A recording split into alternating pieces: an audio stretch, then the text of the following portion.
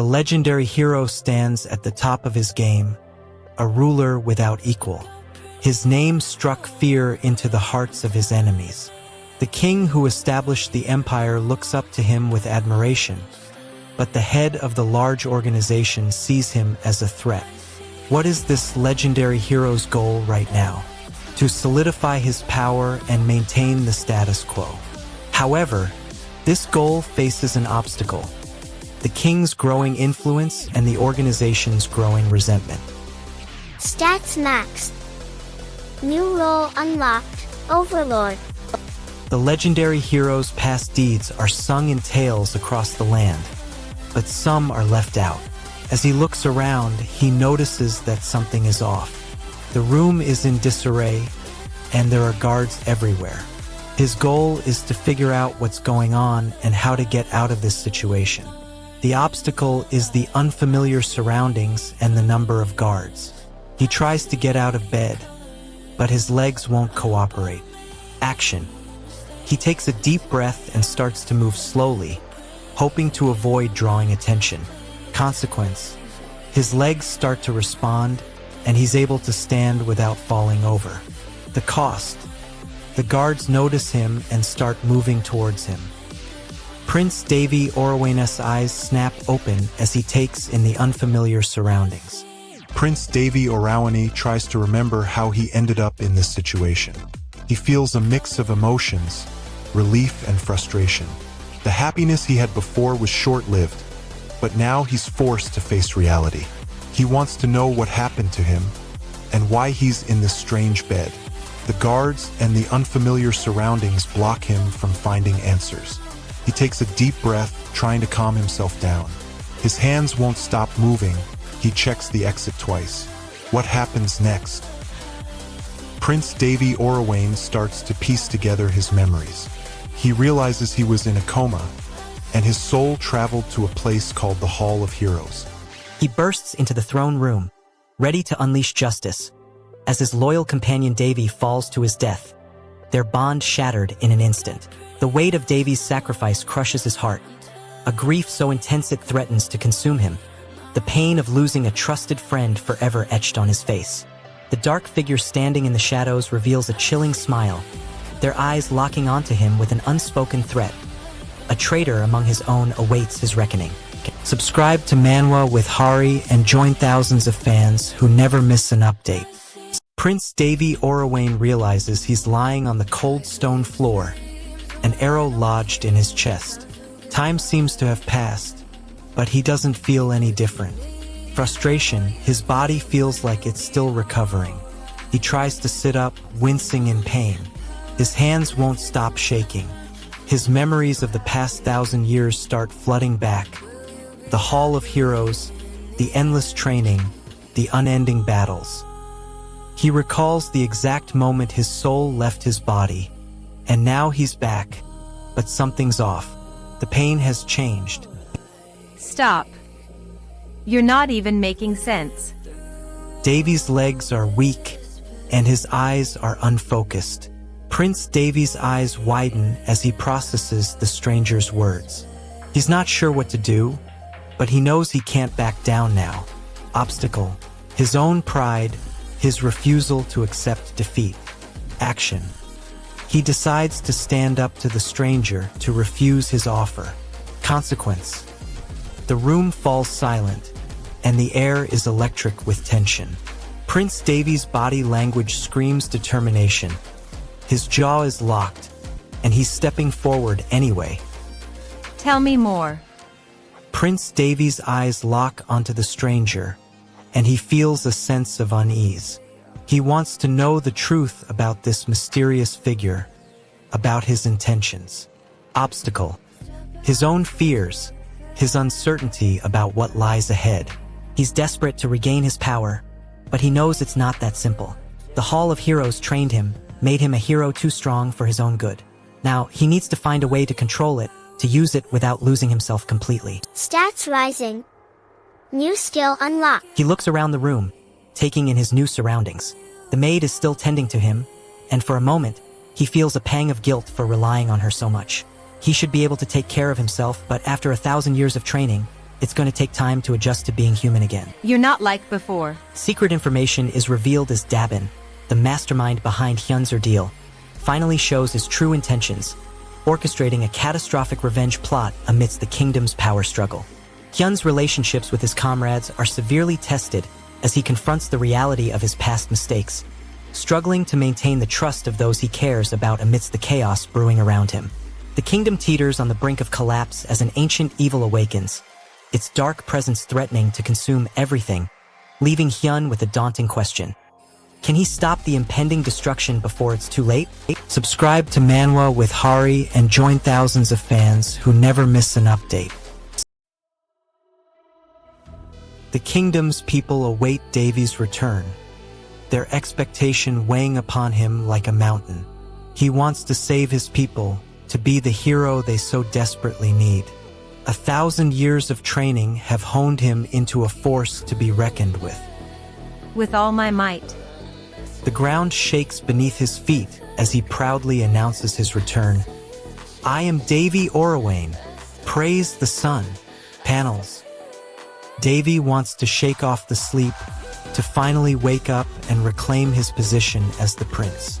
The person who poisoned my mother to take her place, the current queen.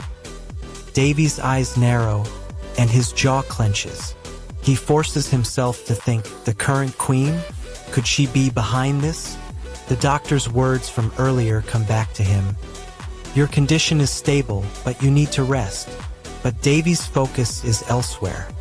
He spots other figures in the room, his siblings, the second and third princes, whispering among themselves. Devi's gaze locks onto them, and a mix of fury and curiosity swirls inside him. He takes a step forward, trying to make sense of the situation.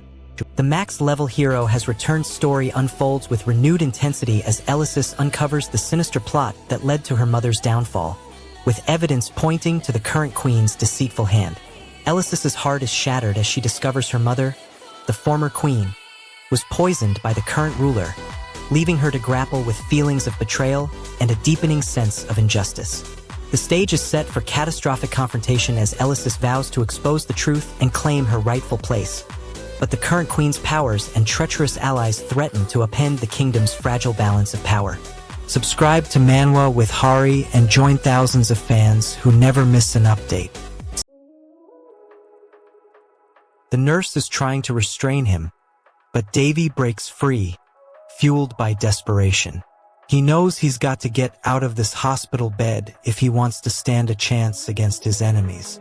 He rolls off the bed, landing hard on the floor, but he's up in an instant, his eyes locked on the door. Let me go. The divine doctor tries to stop him, but Devi's too strong. He shoves her aside, his movements wild and uncontrolled. The door swings open, and he stumbles out into the hallway. He stops in front of a painting on the wall, his eyes fixed on the regal portrait that stares back at him. His ancestors would be shocked. He thinks, a wry smile twisting his lips. Even in this situation, his father still hasn't shown up, and it's a cruel reminder of his own insignificance. My ancestors would be shocked, Devi says, his voice barely above a whisper. Prince Devi Orawane is not backing down, his eyes locked onto the queen's portrait. He wants justice for his mother's poisoning, and he's not going to leave without it. But with Amy standing before him, he's distracted. He struggles to contain the chaos as his awakened holy power surges to unprecedented heights, threatening to consume everything in its path. Mere days after its initial release, the weight of his regained dignity and regained vitality is palpable. But so too is the weight of lost relationships as he grapples with feelings of detachment from those around him, including his newly rekindled love interest. 6,000 gold, an astronomical sum, lies just out of reach, fueling the desperation to secure it, with every passing day only intensifying the pressure to deliver on impossible expectations. Subscribe to Manwa with Hari and hit the bell so you never miss a chapter. Devi Orawane, aka Prince Devi, realizes his finances are being manipulated. He's furious, His dad's advisor is embezzling funds meant for the kingdom's maintenance. He wants answers. Now, Stop. You're wrong. Is firm, direct, and cutting. No room for excuses. the advisor, Taos, smirks, trying to deflect the blame. The financial department isn't to be blamed, Your Highness. They don't oversee the maintenance fund. Davy's hands are shaking with rage. He wants to cut down those monsters, those servants and nobles who dared to dismiss him as powerless. But what will happen if he starts mowing them down without reason? The consequences are dire. He realizes that if they're seen as insane, the entire kingdom will rise up against him. His eyes narrow, he thinks of a plan. He decides to push his limits, to grow stronger, to become a hero the world will remember. Davy's hands instinctively cover his mouth. It's a desperate attempt to block the sound of the animal's bloodstains. No, he can't let that happen. He's a prince, after all. Purity is expected. His eyes widen, someone's coming for him. He can't let them see his weakness. It's better to pretend he's fine. Stop. You're wrong. But his body betrays him. He's trembling. His entire body is screaming for him to just let go, to get rid of the blood. But his pride refuses. What will become of him if he fails to keep up appearances?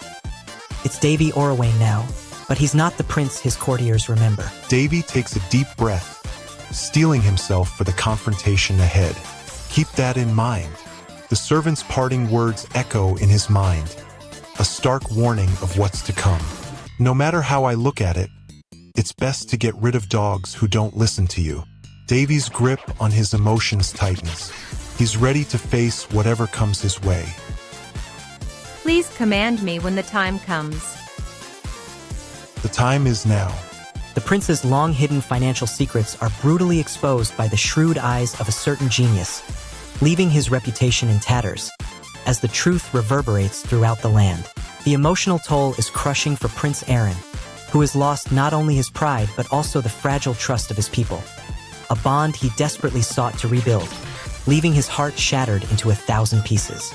The dark underbelly of the royal court remains ominously intact, with whispers of a powerful force manipulating the prince's downfall, setting the stage for a treacherous game of power and revenge that threatens to consume everything in its path. If you're enjoying this, subscribe to Manwa with Hari. New chapters drop every week. He's already dead. The secret's just not shared yet. It's like pulling a thread through hundreds of needles. Not going there. Davy winces at her words, his eyes flashing with a mix of anger and disappointment. What's at stake here? Davy's sanity, his friendships, or just his pride? The drunk priestess turns away, dismissing him. Davy's frustration boils over, but he hesitates, unsure if he should follow her or walk away. The door to his heart is slowly creaking open, but what's on the other side? The drunk priestess glances up at Davy, a hint of frustration in her eyes. His goal is to break through her defenses, but she's not budging. Her gaze meets his, and he sees a glimmer of recognition. She knows something he doesn't. Davy Orwain can't believe he's failing after 1,000 years of training. He's desperate to break through the drunk priestess's defenses, but he's unsure if he can afford the risk. The drunk priestess seems to be enjoying this little game of cat and mouse. He's about to try something reckless, and it's gonna be a disaster. Stop trying to match. You'll destroy yourself. Davy's hands are trembling, and his eyes are locked on the drunk priestess. He's trying to read her expression, but it's like staring into a void. The other girls helped me last time. Not this time. All right, here we go. He's counting on her weakness being his strength. But what if he's wrong? The drunk priestess leans back, a knowing glint in her eye, and Davy realizes he's in this deep. You'll never succeed. Davy's vision starts blurring. His limits are exposed. He won't break the drunk priestess's defenses anytime soon. He's desperate, but his body screams pain. His power swirls around him, struggling to reach the priestess, to reach the goal. His hands won't stop moving, and his breath comes in short bursts.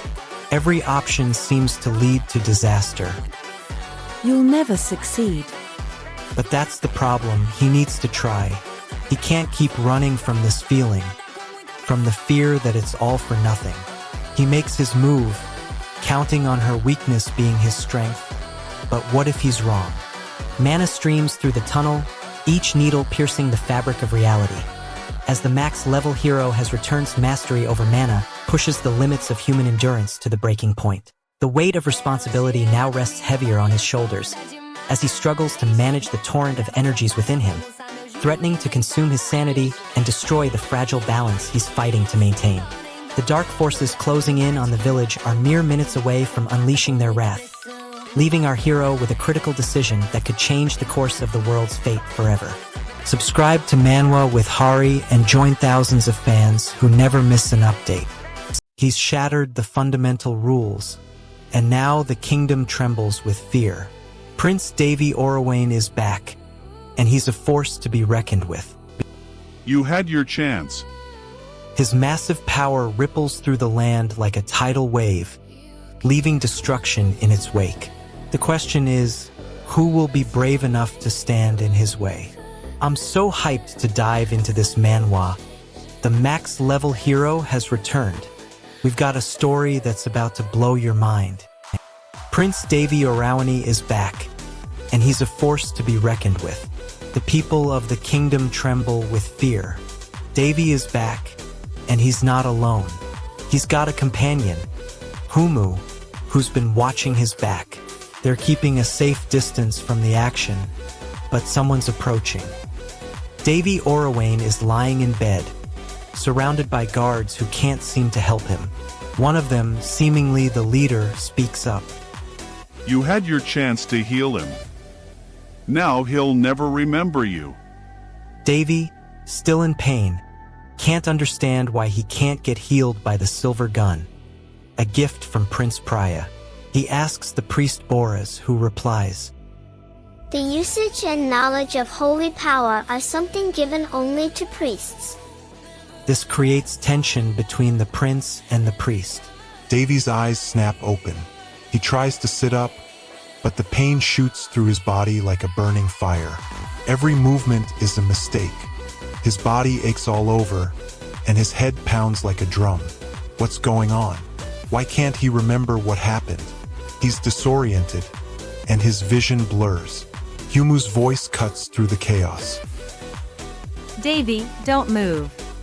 The key action or twist of this chapter. Ramayan stands face to face with Eris, his past love, as she's forced to acknowledge his presence, leaving both of them torn between past emotions and their current conflicting roles. The emotional stakes, what a character gained or lost. Ramayan gains a glimpse of his past love, but loses the fragile trust he's built with Eris, leaving his heart in turmoil, longing for what could never be his again. The cliffhanger, what is left dangerously unresolved going forward.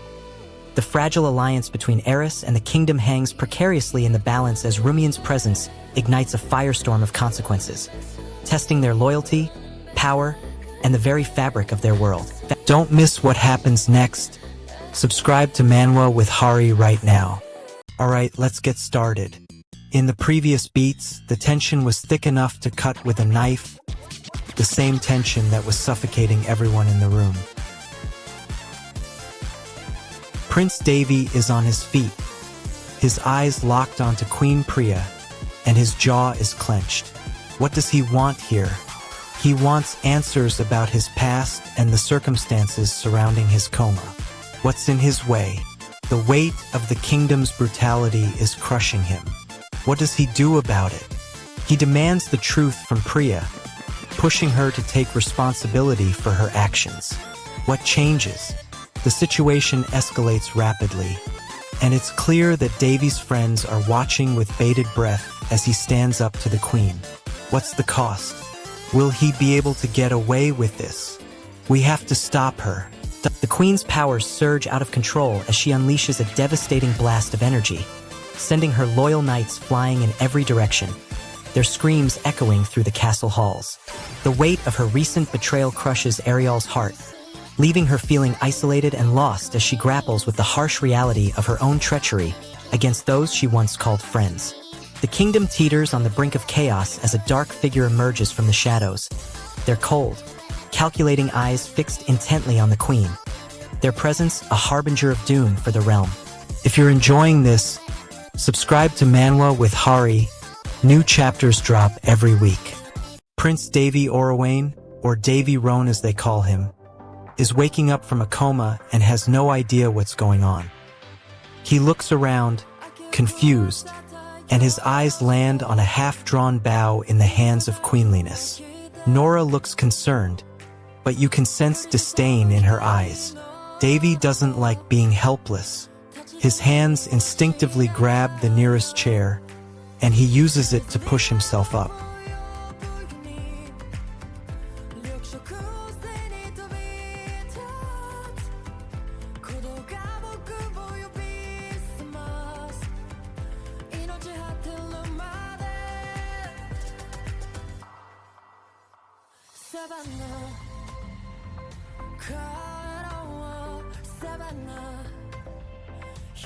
A visit from a special guest is imminent, and Davy is trying to process everything. He asks, "Does Bespis know everything that goes on in the palace?" His voice is cautious now, not wanting to reveal too much. Connor's response is unclear. "It seems that your kind nature has been blessed. That is." Davy tries to shake off the feeling of being watched. He tells Connor, "Please have some rest."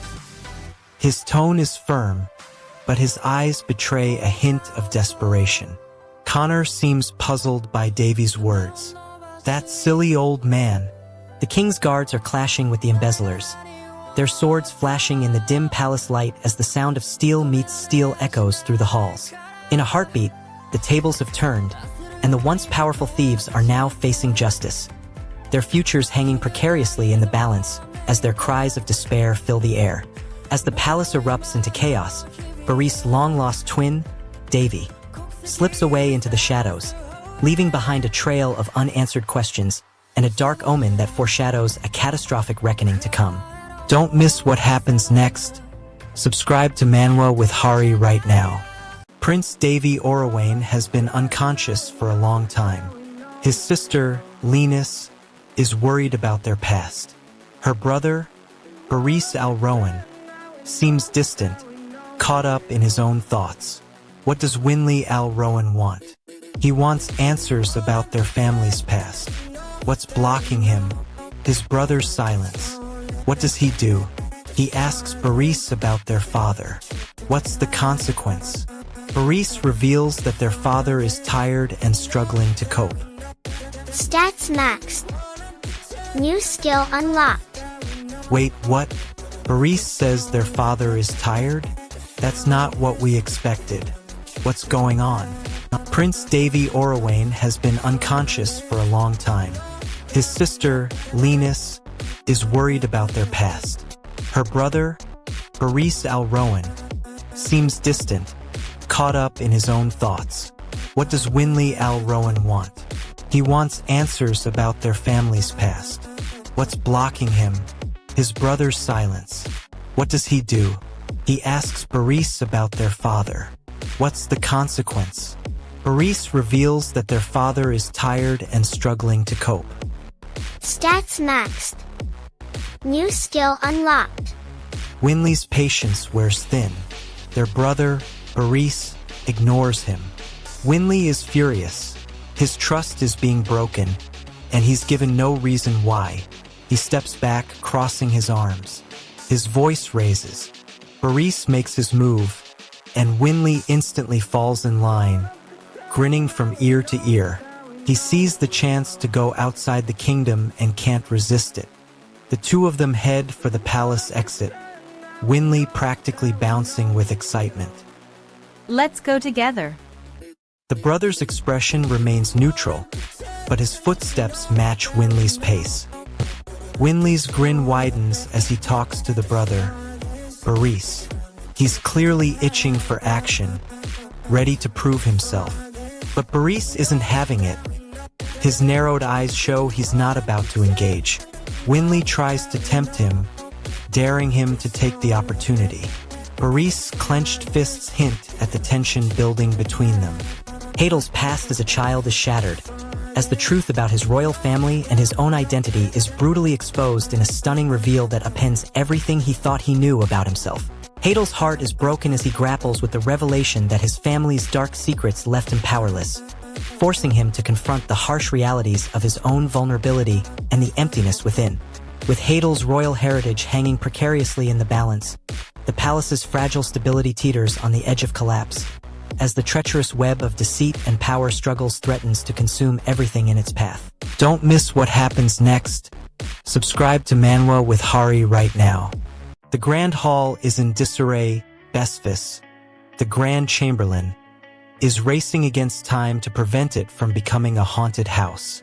New workers are desperately needed, and the Grand Chamberlain's fast work has paid off, employing them quickly.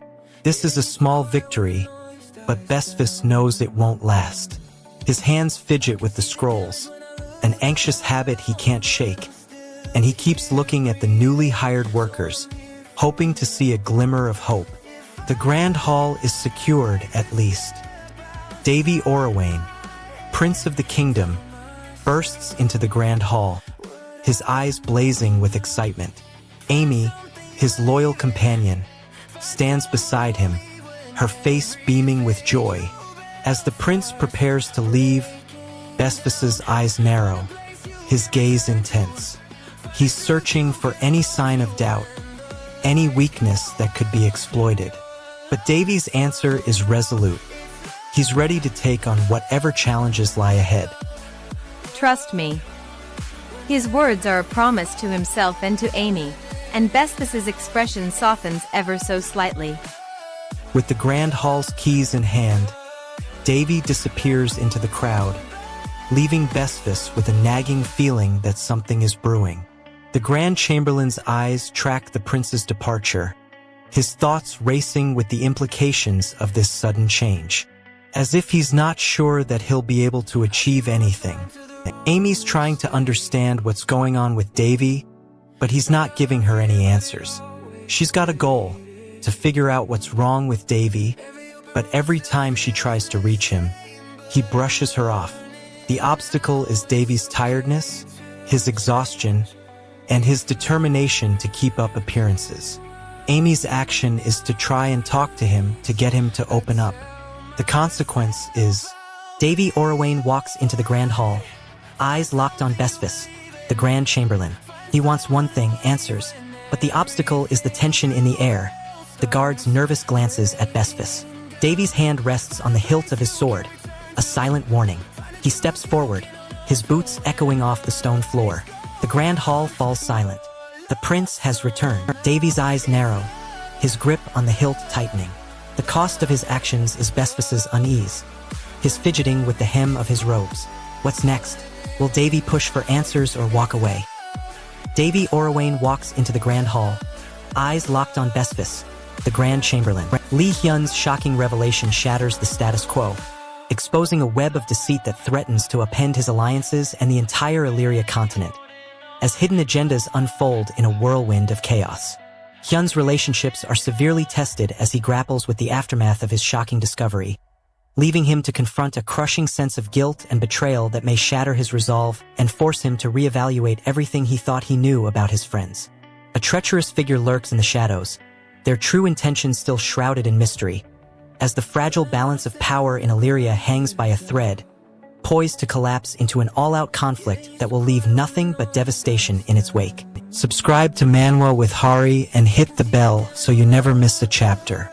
Alright, guys, we're back in the King's Court, and Prince Davy Orawain, is wide awake and ready to take on those who tried to take him down. His goal is to uncover the conspirators in the court. The obstacle in his way is the lack of information and the danger of being discovered. Stops his questioning and looks at the snotty kid. Stats maxed. New skill unlocked. The snotty kid runs to the woman, but the Prince Davy Orawain, already knows her deepest secret, the thing she's desperate to hide from everyone. He eyes her with a knowing glint. Stop. You're wrong. The prince's voice cuts through the tension. The snotty kid freezes, unsure what to say. The woman's face contorts in anger, her eyes blazing with a fierce determination. Lock on. I'd already prepared this when I saw you guys. A new strategy. Who is there? The woman, armed with a magic technique. What do they want? She wants to eliminate the prince, but on her terms. What blocks them? The prince's words, his warning. Go Jun takes his swordsmanship to the next level as he delivers a devastating assassination, catching even the strongest opponents off guard with his precision and stealth. Go Jun's newfound confidence is shattered by the weight of his dark past, as the ghosts of his previous victims haunt him, fueling a deep-seated guilt that threatens to consume him whole. As Go Jun disappears into the shadows, the true mastermind behind his training is revealed, hinting at a larger conspiracy that threatens to upend the entire world of assassins. Subscribe to Manwa with Hari and hit the bell so you never miss a chapter. The Polisti Kingdom's very fabric is torn apart in a single merciless night. Person, how did it go? Prince Devi's former allies, now sworn enemies, have just arrived in the kingdom. The people are in a state of chaos.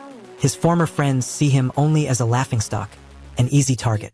Prince Devi grits his teeth, his jaw locked in determination. He knows what he must do. He cannot let these half-baked half-bloods bring him down. He feels a surge of anger, his hands clenching into fists as he thinks of the innocent lives lost. And they're not just anyone. This is the Black Moon Guild, the king's own courtiers with a hidden agenda. The competition is about to begin, and Prince Devi's eyes are glued to the stage. He knows these young fighters are not just participants. They're the future of the kingdom. The stakes are clear. Failure is not an option. What does Prince Devi do next? Will he find a way to support these young warriors, or will he focus on his own goals? You should have run when you had the chance. Devi's eyes are wide open, and his memories are flooding back.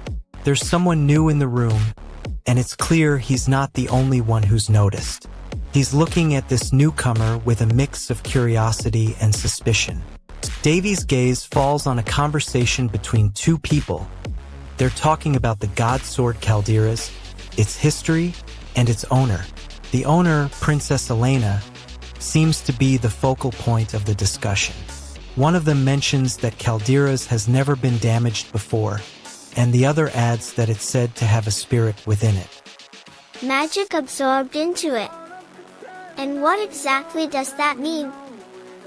The group's discussion shifts to Princess Elena, one of the 5 blossoming beauties of the continent, and the owner of Calderas.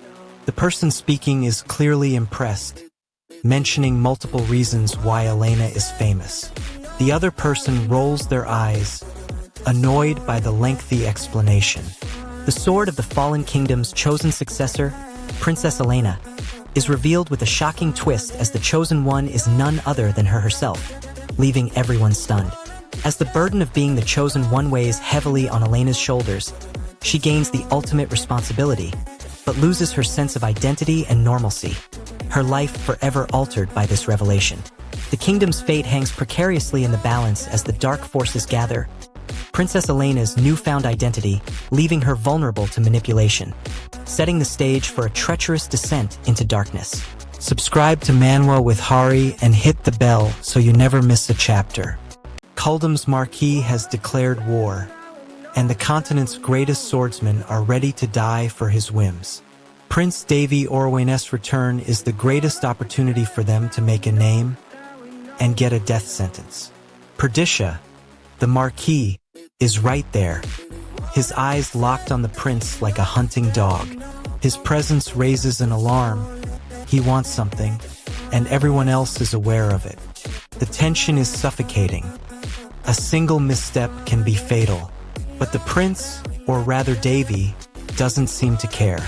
He strides forward, a confident smile on his face, and his eyes fixed intently on Perdisha. A dream is all about living your life leisurely. You sound like a grandpa. Davy's face twists in confusion as he tries to process Boris's words. Is this guy for real? What kind of strategy is he proposing? Davy's hands are clenched into fists as he decides to confront Boris, his patience wearing thin. The stakes are higher than ever, and the outcome is far from certain. The tension between Davy and Boris is palpable as they engage in a battle of wits. It won't be rude once I turn it into reality. My words are sharp, a warning shot across the bow. I don't care about appearances. I care about winning. To say that to me only shows that you're looking down on me. My voice is steady, a challenge accepted. I'm not going to back down. I'm going to show you my skills. My brother, my own brother, thinks I'm not good enough? That gives me even more reason to prove him wrong. He's not backing down, but I'm not going to let him win either. However, that guy, he doesn't seem like he'll just let it end here. Davy wants to prove himself and earn respect, but Winley's mocking him, and his pride is on the line. With nothing to lose, Davy decides to challenge Winley to a duel. The air is charged with tension as the two opponents face off, their determination and pride clashing in a dramatic confrontation. I challenge you to a duel. What will happen when these two strong-willed individuals face off in a one-on-one battle? Davy's getting frustrated. His gloves are slipping off, leaving his hand exposed. He knows he's in for a beating, but he refuses to back down. Prince Boris tries to caution him, but Davy won't listen. Harris?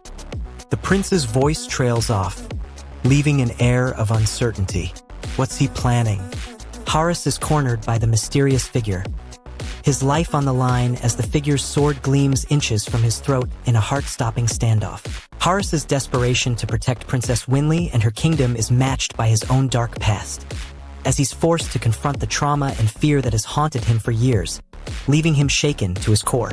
As the princess's fate hangs precariously in the balance, the continent teeters on the brink of war, with Harris's actions now the deciding factor in a conflict that threatens to engulf the entire realm, leaving nothing but destruction in its wake. Subscribe to Manwa with Hari and join thousands of fans who never miss an update. Brian, the hero who conquered empires with a single swing of his sword, lies forgotten, reduced to a mere corpse. His people have lost faith, and the once great kingdom teeters on the edge of collapse. Prince Davy Orowain's name is a distant memory, a relic of a bygone era. The scene shifts to the Hall of Heroes, a realm where the greatest heroes of the past reside. Harris, the sword god, observes a young warrior with a hint of curiosity. Brian. But little do they know, 1,000 years have passed within the Hall of Heroes. Prince Davy now stands before the masters of combat, ready to undergo the most grueling training in the known world. I'll show you my edge. Brian, you can see the determination etched on Harris's face. He's going to take down Ileana, no matter what it takes. Brian, the wooden sword clatters against the ground. Harris's movements are smooth, almost fluid. Ileana looks on, her eyes never leaving his face. You won't win. Brian, the duel's heating up, and you can sense the outcome hanging in the balance. Will Harris emerge victorious, or will Ileana's secrets prove too much for him to handle? Prince Davy Orowain kneels before Valian, but he's not asking for mercy. Ileana de Phelan meets Harris's gaze, and a hint of a smile plays on her lips. She's amused by the situation, but also wary of Harris's intentions. Her hands weave intricate patterns as she sizes up Davy, searching for a weakness to exploit. Harris's patience wears thin as he realizes Ileana is toying with him. Her skill level is on par with his own, and he knows that if she's not careful, Davy will end up getting hurt. What's the real stakes here? What's at play? I thought I was fast enough, but... The key action or twist of this chapter. The max-level hero has just finished an electrifying duel against the legendary sword god, Harris, ending with a blow that unleashes a shockwave that ripples through the entire realm. The emotional stakes, what a character gained or lost. The max-level hero has found a new ally, but at a terrible cost. He has lost one of his closest friends to the unforgiving world of Ryzen, leaving him reeling with grief. The cliffhanger, what is left dangerously unresolved going forward. As the realm begins to awaken to the presence of the max-level hero, The true enemy, a powerful force known only as 319, emerges from the shadows, its intentions shrouded in darkness. Subscribe to Manwa with Hari and join thousands of fans who never miss an update. Here's the complete story of the max-level hero has returned. With the required strict lore, Devi, now wide awake, surveys the kingdom with a newfound sense of purpose. He's no longer the powerless prince he once was. His eyes scan the courtyard, locking on to potential threats. Enemies hiding in the king's court may think they've got an easy target, but Devi is now the one with the upper hand. Garbage. A friend or ally, likely, seems unimpressed by Devi's newfound status, possibly due to his past reputation. The opponent stumbles and Valtion seizes the opportunity. He presses his advantage, his sword slicing through the air with deadly precision. His body language betrays a hint of excitement. He's enjoying this. The crowd is enthralled, hanging on every move. Devi, we need to talk. Devi's goal is to find out what's going on in his kingdom. He wants to know why there are enemies hiding in plain sight. His obstacle is his own lack of information. He decides to listen to his allies' words, expecting a revelation. The consequence of this conversation could change everything. Devi Orawane is wide awake, and he can feel his power surging. Valtion lands on the stone floor with a thud, but his eyes gleam like a challenge. This is his territory, where he's been training for years. The powerful Enam I might be an equal, but Valtion will never back down. His hands crackle with energy, preparing for the battle ahead. What does Valtion want right now, specifically? He wants to test his strength against the strongest warrior in the Hall of Heroes. What is physically or emotionally in his way? The Enam I is powerful and unpredictable. The key action or twist of this chapter unfolds as the protagonist unleashes a pivotal blow, striking down his ruthless brother with words that shake the foundations of their complex, troubled bond. Emotions run high as the protagonist grapples with the weight of his brother's sinister transformation, weighed down by the crushing loss of their once noble relationship, now forever tainted by deceit and violence. The stakes soar perilously high as the sibling rivalry reaches a boiling point, with the protagonist's fate hanging precariously in the balance, as a looming rebellion threatens to upend the fragile balance of power in their treacherous world. Don't miss what happens next. Subscribe to Manwa with Hari right now. Devi Orawane realizes his hand won't stop shaking. He hasn't held a sword in months. Every move feels uncertain. His breathing is heavy, and his eyes are fixed on a single target, revenge. He remembers the day he was struck down by an enemy's arrow, the day his life changed forever. He recalls the excruciating training in the Hall of Heroes, where he learned to channel his fury. It's time to put that training to the test. He takes a step forward, and his muscles tense up, ready to unleash his wrath. Not another chance for you to leave. Who's here now? Devi Orawane's eyes are fixed on the Princess of Roan. What do they want? They're smitten but not quite in love. What blocks them? The fact that they're trying to play it cool, but it's clear they're interested. What happens? They make a decision that will change everything. What's the cost? Well, that's still to be seen. Who's here now? The Princess of Roan is now a part of this conversation. What do they want? They're trying to get on Devi's good side, but it's not clear why. What blocks them? The fact that Devi is still trying to prove himself and prove his worth to his brother. Devi Orawane's eyes lock onto Sherio, ready to rip him apart. He wants to feel the rush of victory, the taste of revenge. But Sherio's words are laced with a sly smile, a hint of something sinister. His hands move involuntarily, as if grasping for Sherio's throat. Kill? Indeed. I'll help you tear his flesh and dislocate his bones. What? Your name? Sherio. Why does Devi need to know Sherio's name? The tension in the air was thick enough to cut with a knife. The key action or twist of this chapter. Ren's painful past as a wielder surfaces when a mysterious figure brutally disarms him, revealing his hidden vulnerability to the world and sending shockwaves through his comrades. The emotional stakes. Subscribe to Manwa with Hari and join thousands of fans who never miss an update. The crowd's opinions are no joke, folks. Devi Orawani, the prince everyone wrote off, is now a threat. Stop. You're wrong. What do you mean no one's worried about Boris? He's the one who's going to hurt himself with his excitement. Stats maxed. New skill unlocked. Wait, you think Boris is experienced enough to handle himself? He has insurance too, after all. Crowd, are you ready for this? It's about to get intense. Stay subbed to Manwa with Hari, or you'll miss the climax. Devi Orawane wants to protect his friend Winley, but he's not a knight yet. He's still young and training with Appa, a skilled warrior. Appa takes his training seriously, pushing Devi to his limits. But what if Appa is hiding something from him? Appa must let Devi in on his secrets if he wants to be a true knight. He'll always protect Winley, but Appa is his mentor and friend too. I'll always protect you, Hyung. Appa's determination sets Devi's goals on fire, but he's getting tired. He doesn't want to admit it, but maybe he's not as strong as he thinks. Valtion unleashes a devastating counterattack, his strength surging to heights never seen before as he shatters Boris' defenses, sending shockwaves through the battlefield. Valshan's resolve is tested as he faces the harsh reality of his own limitations, his exhaustion and pain simmering just below the surface, threatening to consume him at any moment.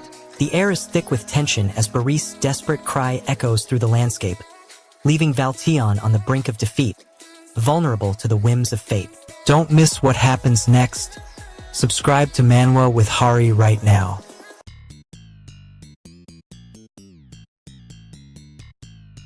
Devi needs to push through this training, but Winley wants to prevent him from getting hurt. The stakes are high. Devi's growth depends on getting stronger fast, but every step forward is a gamble against his own safety. He knows he must trust Winley to guide him through this treacherous process. His determination is plain on his face. What will Winley say?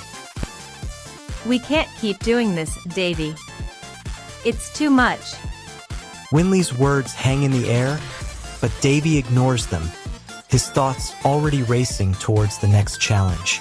The ground beneath him cracks under his weight, and Winley rushes to support him, but it's too late. The max-level hero unleashes a devastating vortex attack, obliterating his foes in a whirlwind of destruction, as his powers surge to unprecedented heights, rewriting the balance of strength in this realm. Solanin's resolve is shaken to the core as he grapples with the weight of his mentor's expectations, confronting the darkness within himself and the true cost of his quest for power, leaving his very identity hanging in the balance. As Solanin stands victorious but shaken, the mysterious Erebus force begins to stir, its ominous presence felt across the land, hinting at a catastrophic reckoning that will shatter the fragile peace, casting a dark shadow over the horizon. Subscribe to Manwa with Hari and join thousands of fans who never miss an update.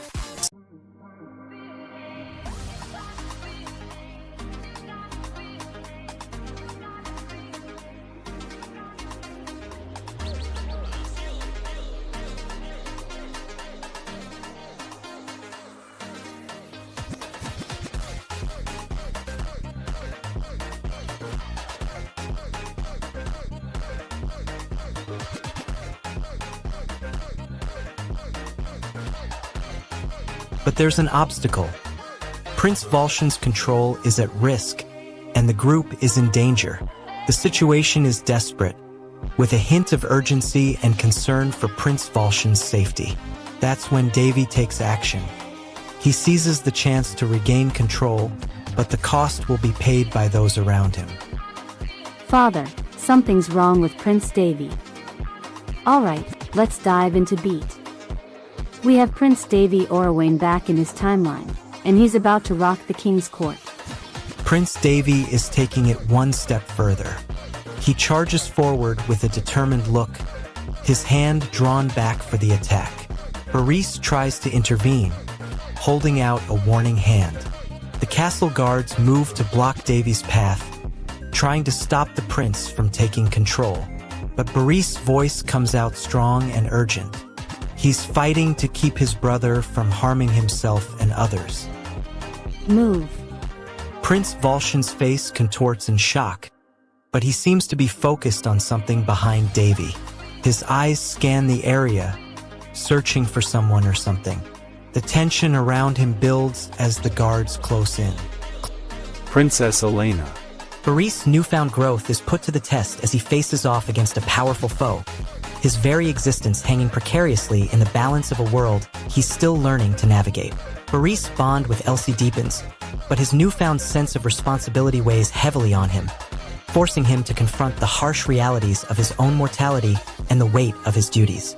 As Boris stands at the precipice of a fateful decision, the whispers of a long-lost ally's presence linger in the shadows, threatening to upend the fragile balance of power in the kingdom and set the stage for a war to come. Don't miss what happens next. Subscribe to Manwa with Hari right now. Her Highness has won. Water's existence is under threat from a mysterious force, driving the heroes to mobilize and join forces. How will they adapt to this new challenge? Can they rise to the occasion and protect the very fabric of their world? The fate of their mission hangs by a thread. One misstep could mean disaster. 1201 skills maxed, damage per hit. The hero who took aim is now on the ropes, pushed to the limits of her strength. Davy Orowayne readies himself for a final showdown with the rogue hero. Davy is desperate to wake up the holy power. He's tried everything from persuasion to coercion. The holy power doesn't want to budge. It's the most stubborn of the bunch, refusing to listen to any of Davy's arguments. He's starting to get angry. His trusted allies were the ones who pushed him to this point. Davy doesn't understand why the holy power won't work with him. Can't you even wake up already? If I don't make a ruckus like this, it won't even move an inch. The tension in the air was thick enough to cut with a knife. The tension in the air was thick enough to cut with a knife. Seohee's eyes blaze with determination as he unleashes a devastating strike, shattering the necromancer's defenses in a blast of fire and steel that sends the dark sorcerer tumbling to the ground. The weight of Seohee's newfound connection to the necromantic mana sends shockwaves through his very being, forcing him to confront the twisted, sadistic thoughts that lurk within its depths, threatening to consume him whole. As Seohee grapples with the dark allure of the necromantic mana, he's simultaneously beset by visions of Una's anguished face, her memories forever etched in his mind like a scar that refuses to heal. Don't miss what happens next. Subscribe to Manwa with Hari right now. Davy's eyes flicker open, and he takes a deep breath, slowly sitting up. His gaze sweeps the room, locking onto Elena de Fallen by the window. Who is there? Elena de Fallen, a mysterious figure. What does she want? She's been watching him sleep for some unknown time. What blocks him? His memories. Clearly, as he looks at her with a mix of confusion and frustration. Elena de Fallen, what did you just do? He asks, his voice laced with a mix of desperation and determination. The nobles exchange nervous glances, their smiles faltering. Davy Orowayne realizes he's back in the present. The memories of his training in the Hall of Heroes come flooding back to him like a tidal wave. He's wide awake and everything is different now. Woke up in the bitch like, what's up? Haven't seen your face in 2 months. Now I did that shit not just once. Yeah, do you notice me anymore? Girl, you know we've been here before. Gotta quit the act and live with me. And we both know it's no secret now. You got my head on the ground, oh, you got it all. Can't you see? You were made for me. You were made for me at all. Give it up, 'cause I know that you're not satisfied at all. Can we talk about the way that you just pushed me against the wall? Said enough, 'cause I know you like to lie to me, girl. 'Cause I just wanna know, 'cause I just wanna know. Davy's confidence is unshakable, but his lack of hesitation sets the nobles on edge. They've seen Elena's power, but they've never seen Davy wield a sword like this. His movements are economical, deadly. Aaron's consciousness is stirring within the blood polis, a desperate attempt to reclaim his lost memories and identity in the midst of apocalyptic chaos unfolding below. Tears of relief stream down Aaron's face as the weight of his fragmented past begins to reform, but the pain of his lost loved ones still lingers, a bittersweet cost to his newfound awakening. The ominous silence of the blood polis is shattered by the ominous whisper of an unknown voice, a chilling warning that the true horror of Aaron's past is only just beginning to unravel. Subscribe to Manwa with Hari and hit the bell so you never miss a chapter. Find them. Brian, the halls of the palace are now his hunting ground. Every courtier, every guard, every face he sees puts Davy on edge. Davy glances at a nearby knight. Foran. What do we do, Foran? Davy asks. He's not thinking right now, my lord. Foran is struggling to keep up with the match. Her talent is undeniable, but her training with the knights hasn't prepared her for this level of competition. Davy Orawain watches from the sidelines, a mixture of curiosity and concern on his face. Foran's frustration boils over as she faces a formidable opponent. Stop. You're wrong. What blocks her? Foran's lack of experience. What happens? She swings at the opponent with reckless abandon. What is the cost? Foran stumbles backwards, her arm giving out from the impact. The hero's past and present collide as he unexpectedly unleashes his demonic powers, engulfing the surroundings in a frenzied display of strength and fury. The weight of his dark past crushes Hecuba's optimism as she grapples with the realization that his awakening may be irreversible, leaving her desperate for a glimmer of hope to cling to. The future hangs precariously in the balance as the contractor's ominous words echo through Hecuba's mind, leaving the audience wondering if they'll be able to prevent the hero's impending downfall. Subscribe to Manwa with Hari and hit the bell so you never miss a chapter. Prince Davy Orawain steps into the grand hall, his eyes blazing with anger. What does he want? He wants answers for the treachery that happened in his court. What blocks him? The nobles who once dismissed him as weak now tremble at the thought of his return. What happens? He walks directly to the king's advisor, his words dripping with venom. What is the cost? His reputation as a weak prince is now a distant memory, and his enemies are more afraid than ever. You with the mocking smile, he growls. You dared to dismiss me? Stop. You're wrong. The advisor tries to reason with Prince Davy, but he won't back down. Prince Davy is sensing a weakness in the advisor, and he's going for the kill. What does he want? He wants the truth no matter the cost. What blocks him? The advisor's growing desperation. What happens? The advisor's words become a jumbled mess, and he begs for mercy. What is the cost? The advisor's face contorts in a mixture of pain and fear. They can't be killed easily unless they're facing their mortal enemies, the High Elves. So the question arises, how can you defeat them? The advisor's words are like a spark to gasoline, and Prince Davy is fueled by his rage. What does he want? He wants the truth no matter the cost. Davy's eyes lock onto the Azure Scanlation, a tool he used when he first started training, a way to break down the intricacies of combat. He remembers the sense of accomplishment he felt when he finally understood it, the rush of power that comes with mastering a new skill. You can't hide from your own past. Davy's face contorts in a mixture of anger and frustration. He's been living in a dream world for 1,000 years, and now he's faced with the reality of the war-torn world he left behind. His eyes narrow, a cold determination settling in. He's ready to face whatever challenges come his way. The key action or twist of this chapter stands out vividly as Eilif's desperate gamble pays off in a stunning display of raw power, leaving him battered but alive against all odds. The emotional stakes are at an all-time high as Eilif's near-death experience sparks a newfound sense of conviction and purpose within him, fueling his determination to find a way to overcome his crippling limitations. The cliffhanger leaves Eilif perilously vulnerable as a mysterious figure emerges from the shadows, their intentions shrouded in darkness, as Eilif's fragile existence hangs precariously in the balance, awaiting a devastating reckoning.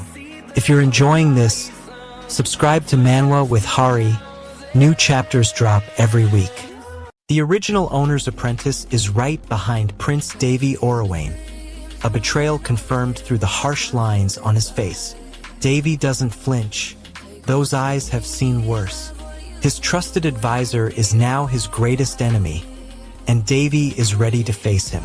The prince readies his fist, but hesitates at the sound of his own voice. Stop! Why does Enos, the prince's trusted advisor, look at him with such coldness in her eyes? The tension in the air was thick enough to cut with a knife. The tension in the air was thick enough to cut with a knife.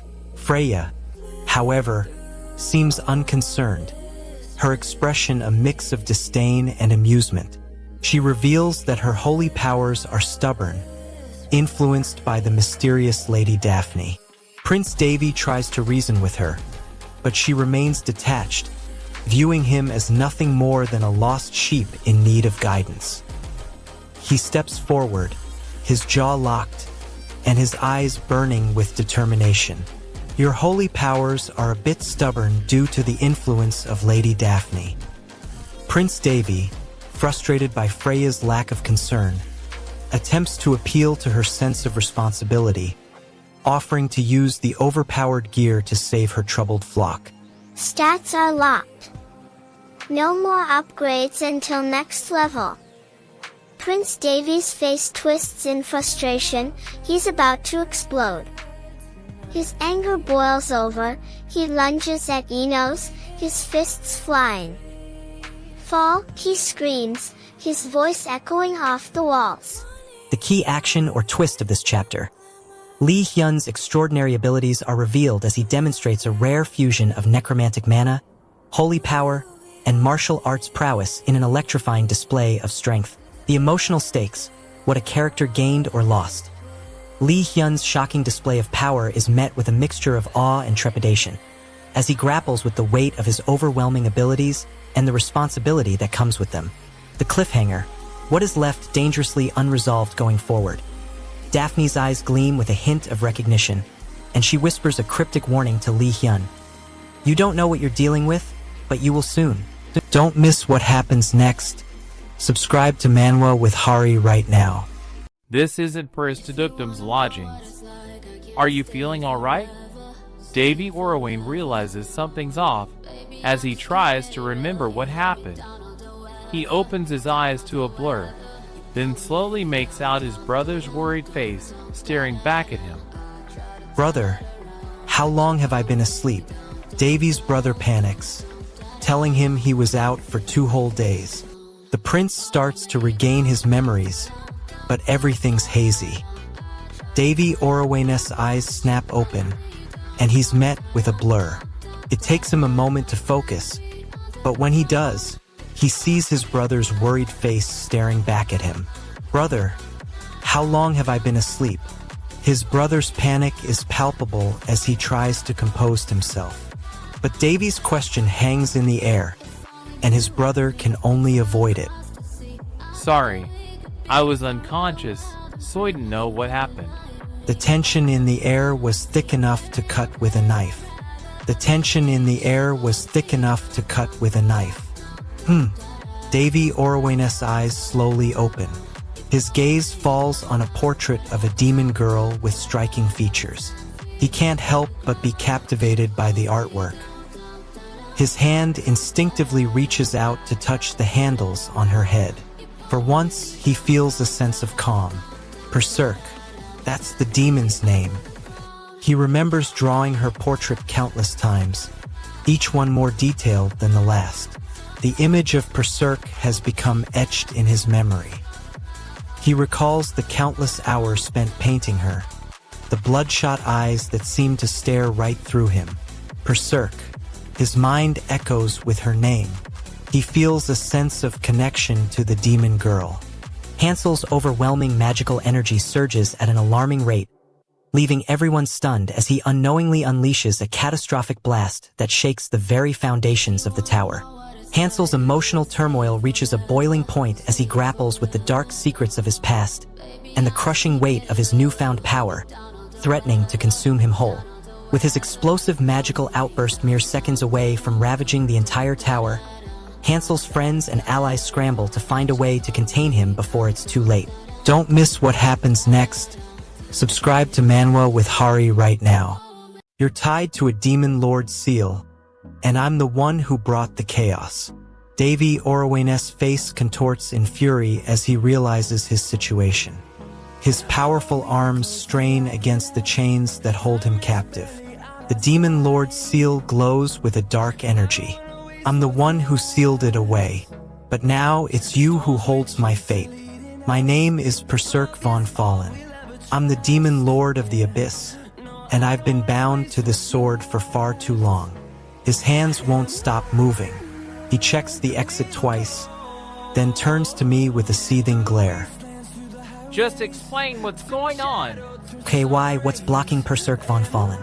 The obvious answer is Davy, but it looks like Berserk is trying to get under Davy's skin.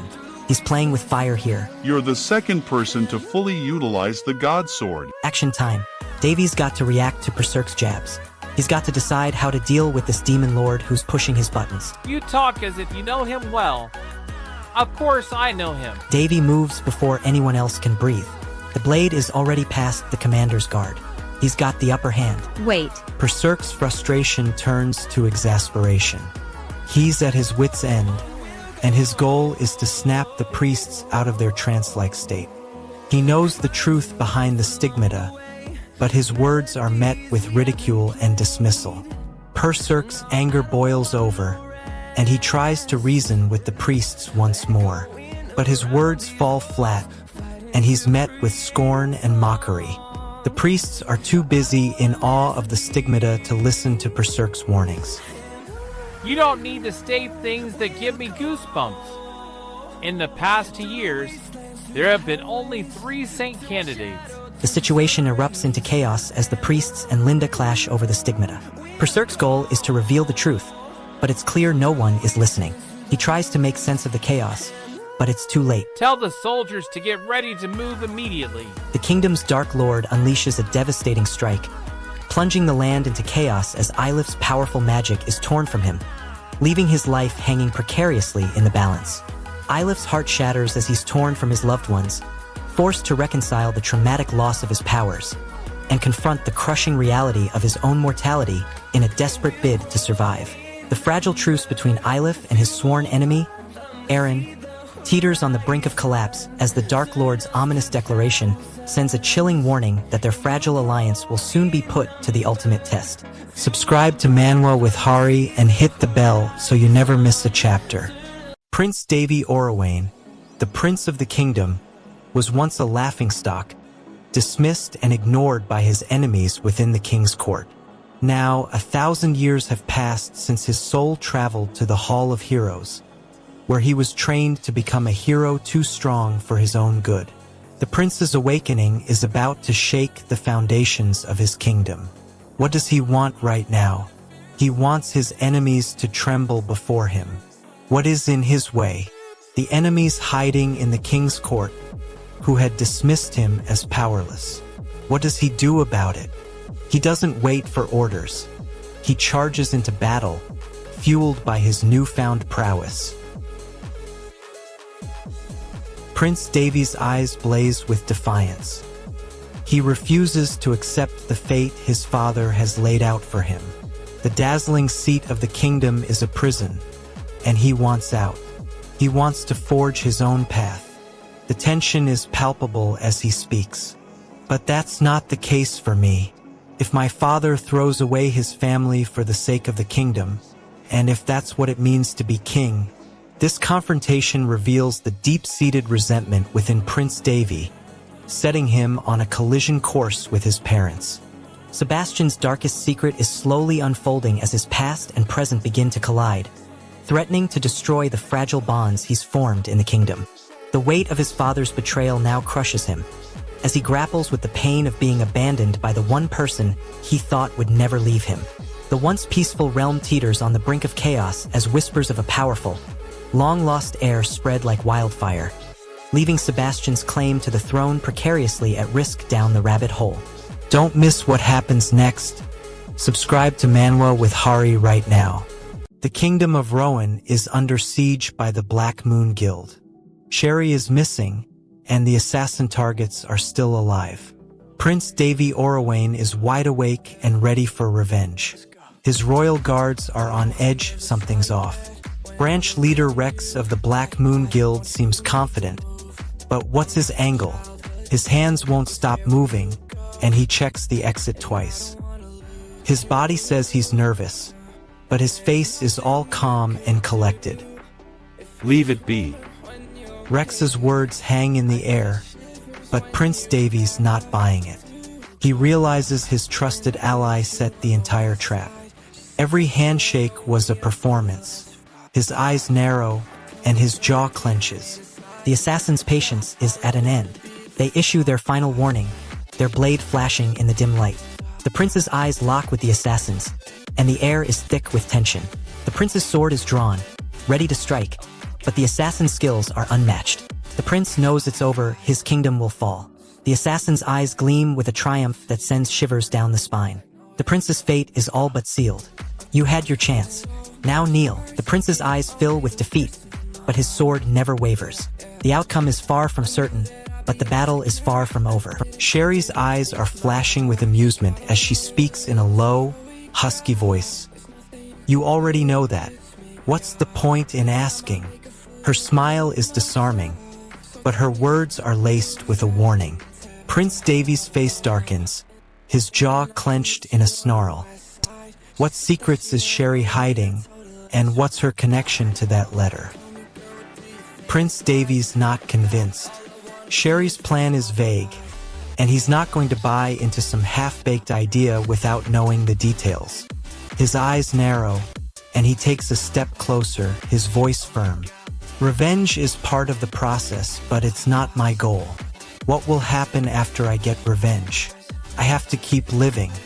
Sherry's mysterious disappearance unfolds in a catastrophic explosion, ripping through Roan Kingdom and Black Moon Guild's mansion, leaving destruction and chaos in its wake.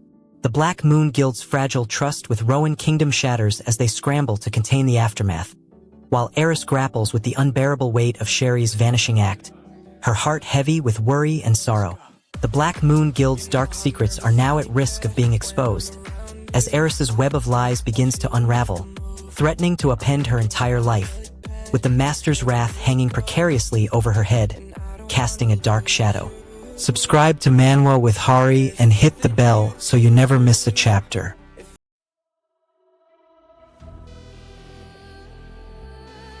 Davy is excited about the discovery.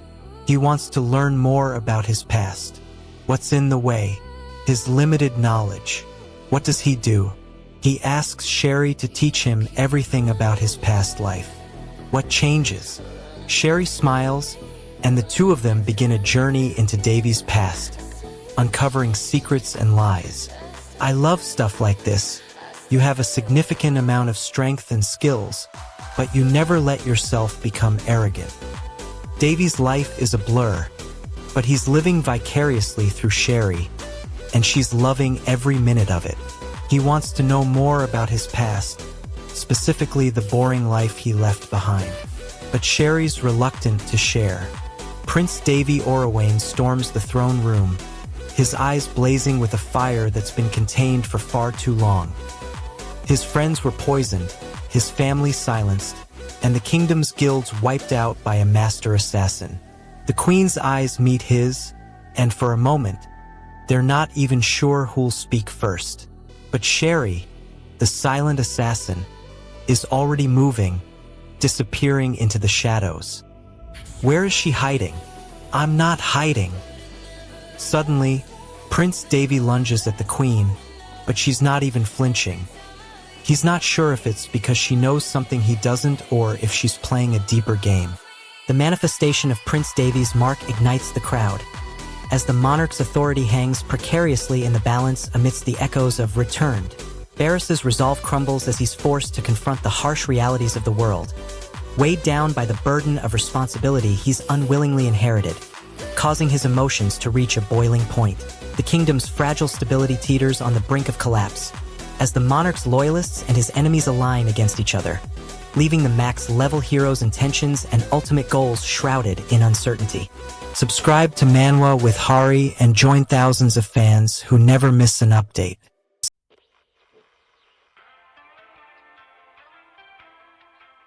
Davy searches the room for any signs of progress, his eyes burning with anticipation. He's been waiting for news from his scouts for what feels like an eternity, and the silence is deafening. Suddenly, a villager approaches him, fear etched on their face. 2 days ago, Marquis Paletris arrived here. Davy's grip on the hilt of his sword tightens. What does the Marquis want now? The max-level hero has returned. Plot thickens as our protagonist's past finally catches up with him, unleashing a catastrophic chain reaction that threatens to destroy everything he's worked for. As our hero struggles to find his footing, he's forced to confront the harsh reality that his loved ones may never be the same again, their memories forever tainted by the dark force that's taken hold. The precarious balance between light and darkness is on the verge of collapse as the true extent of the curse's power is revealed, leaving Balti's castle on the brink of a catastrophic descent into chaos and destruction. If you're enjoying this, subscribe to Manwa with Hari. New chapters drop every week.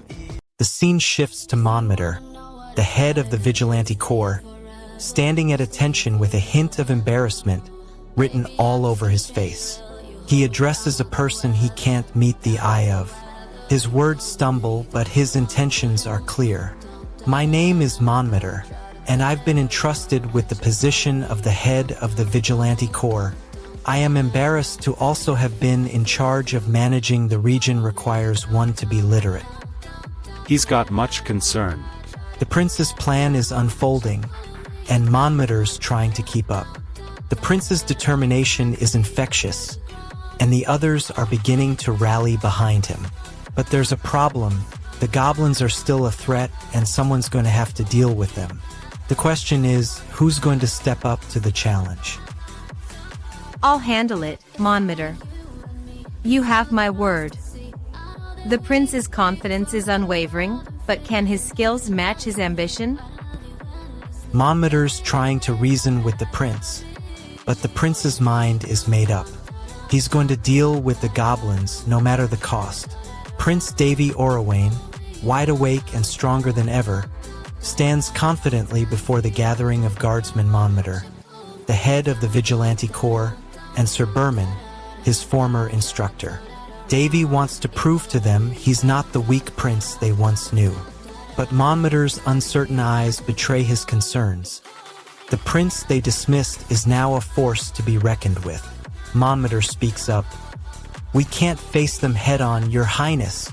We dash. The chapter ends at a breaking point, for the max-level hero has returned. Every answer opened 3 new questions. The final moment leaves everything and everyone on the edge. Don't miss what happens next. Subscribe to Manwa with Hari right now. He's back, and the kingdom better be ready. The prince they dismissed is now their greatest threat. Prince Davy Orawain's skills just got a massive upgrade, courtesy of Apollo's expertise. His arrows aren't just precise, they're near flawless.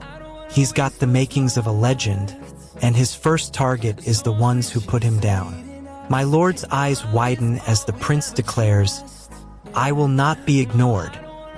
Stop. You're wrong. My lord's hand falls on the hilt of his sword, but Davy's already drawn his, and his confidence is contagious. The room falls silent, waiting for the prince's next move. The tension in the air was thick enough to cut with a knife. You should have run when you had the chance. The goblin leader's statement sends a chill down Davy's spine. Is this the end? Davy doesn't flinch. Davy's plan is to take down the warlord who led the goblin army. He's got a few tricks up his sleeve, and he's not afraid to use them. The warlord swings its massive club, but Davy dodges it with ease. Apollo's skills are being pushed to the limit as he takes on Davy. Davy needs to keep his cool and use his experience to outmaneuver Apollo. But what catches Davy off guard is how quickly Apollo adjusts his strategy. Stats maxed. New skill unlocked. The goblin forces are getting desperate, and they're starting to lose. Davy's team is getting exhausted, but they're not giving up yet. The battle rages on as Aaron and his allies charge into the fray, unleashing a maelstrom of steel and magic that cuts down the goblin horde with ruthless efficiency, their cries echoing through the ravaged landscape. Aaron's allies gain new hope as his sheer determination and unyielding spirit seem to turn the tide of the battle, while the weight of his past losses still weighs heavily on his heart, threatening to consume him at any moment. The goblin chieftain, enraged by his people's downfall, unleashes a desperate and vengeful strike, striking true and sending Aaron crashing to the ground, leaving his fate perilously uncertain as the enemy closes in. Subscribe to Manwa with Hari and join thousands of fans who never miss an update. The fate of this kingdom hangs in the balance. The max-level hero has returned, but I fear his people will be nothing but ashes if he fails. Lord Davy Orawain, once a powerless prince, has become an unstoppable force after 1,000 years of training in the Hall of Heroes. He's wide awake and ready to unleash his wrath on the enemies hiding in the king's court. His goal is clear: to take down those who betrayed him and reclaim his rightful place as the ruler of this kingdom.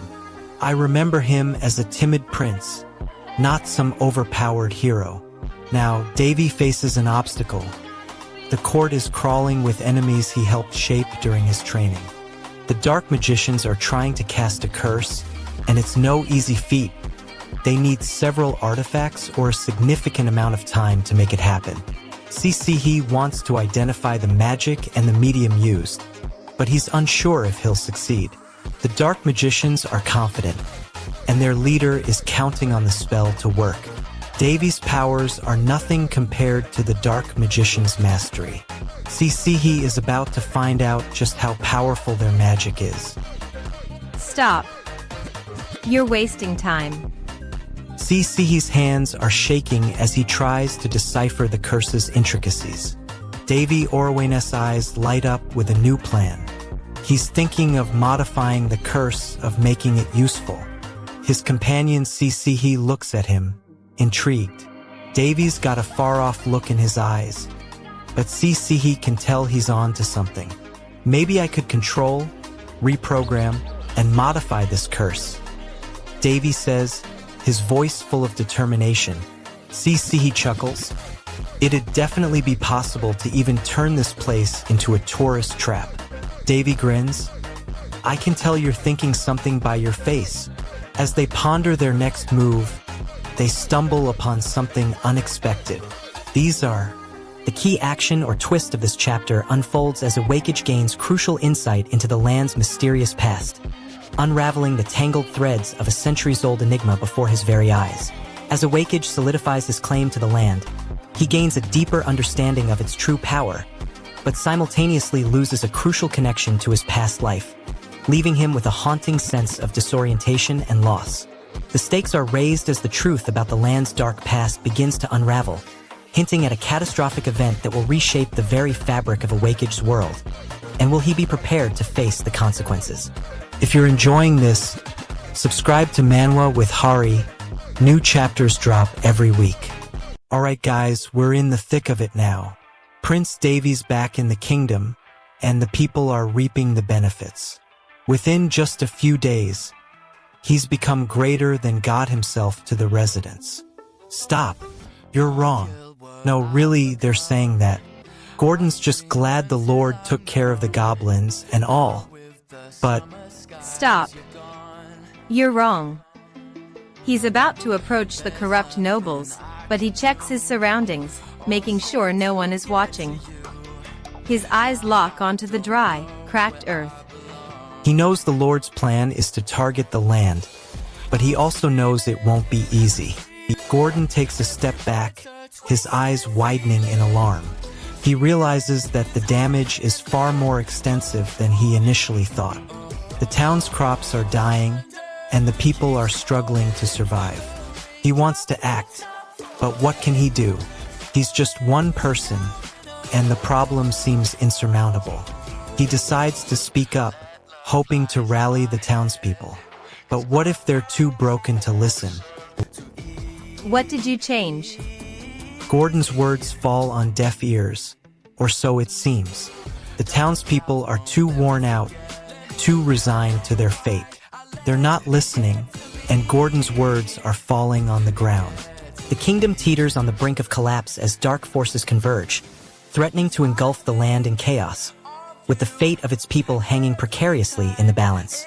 Aaron's emotional burden intensifies as he grapples with the weight of his newfound responsibilities, shouldering the weight of a nation's hope, while struggling to contain his own inner turmoil and fears. As Aaron's resolve falters, the dark forces that seek to exploit his power gain momentum, their sinister intentions drawing perilously close, rendering the kingdom's future increasingly uncertain and fragile. Don't miss what happens next. Subscribe to Manwa with Hari right now. His Majesty has decreed that Prince Devu is to be kept under close surveillance until his powers stabilize. The nobles are forced to work for 4 days to clear the region, with no guarantee of payment or rest. Devi's goal is to find the source of the problem and put an end to it. I won't be able to keep this up. However, obstacles arise in the form of the nobles' exhaustion and frustration. The cost of failure would be a divided kingdom, but the reward of success would be peace and stability. Kai, the reborn Prince Devi Orawane, is wide awake and ready to shake things up. He's on the move, driven by a sense of justice and a desire to reclaim his rightful place in the kingdom. His eyes are fixed on the nobles who doubted him, and he's not alone. He's got the power of the Hall of Heroes backing him up. Nine Powers' survival hangs by a thread as he faces a barren wasteland with scarce resources, the unforgiving environment threatening to extinguish the last embers of his exhausted body. The weight of Nine Powers' shattered dreams crashes down, his cherished goals of rebuilding the land and restoring the people now nothing more than a distant, unattainable fantasy, fueling a burning despair within him. The ominous shadows cast by the twisted trees foretell a catastrophe to come. As Nine Powers' hard-won progress teeters on the brink of collapse, the fate of the entire territory hanging precariously in the balance. Subscribe to Manwa with Hari and hit the bell so you never miss a chapter. His lord, Rex, has a goal to find the vegetarians of the forest. The first obstacle is their location, hidden deep within this unforgiving climate. He takes action by deciding to venture out with a team to search for them. The consequence of his decision is that they will face harsh weather conditions and potential danger from the forest's wildlife. We must be cautious, my lord. Rex's resolve is tested as the team encounters extreme weather and unfriendly terrain. Now all that's left is to find the vegetarians of the forest. The team presses on, determined to locate them. Uria's eyes snap towards Rex, a spark of defiance igniting within them. She's not sure what to say, but she knows she can't back down. The tea steams in front of her, forgotten in the heat of the moment. The air is thick with tension as the three of them await the outcome of this conversation. Will Yuria finally reveal her true intentions? Someone's coming. Rex's expression remains neutral, but a flicker of curiosity dances in his eyes. He's intrigued by Yuria's words. He looks towards the door, his ears perked up, as the sound of footsteps echoes through the room. The tension in the air was thick enough to cut with a knife. The tension in the air was thick enough to cut with a knife. The tension in the air was thick enough to cut with a knife. The tension in the air was thick enough to cut with a knife. Let's dive into the next 2 beats of The Max Level Hero Has Returned. Mediath is thrust into a desperate battle as Urianim's true intentions come to light, her past and present colliding in a maelstrom of darkness and deceit. Urianim's words cut deep, and Mediath's heart aches as she realizes her trusted mentor may be a pawn in a far greater game. Her trust shattered like fragile glass. A looming shadow looms over the Elgarotha's forest, the whispers of an ancient power growing louder, as Mediath's fate hangs precariously in the balance. the weight of her destiny awaiting her return. Don't miss what happens next. Subscribe to Manwa with Hari right now. Stop. You'll only waste more time. Brian, Davy's got the foundation of spirituality down, understanding that anyone with enough power can call forth spirits. But it's about spirit affinity now. How well can he connect with the celestial forces? You're still learning. Brian, I've summoned spirits for years, and I'm confident that I can handle this one. But the Spirit King might be. Who's there? The Moon Goddess, a powerful being from another realm. What does she want?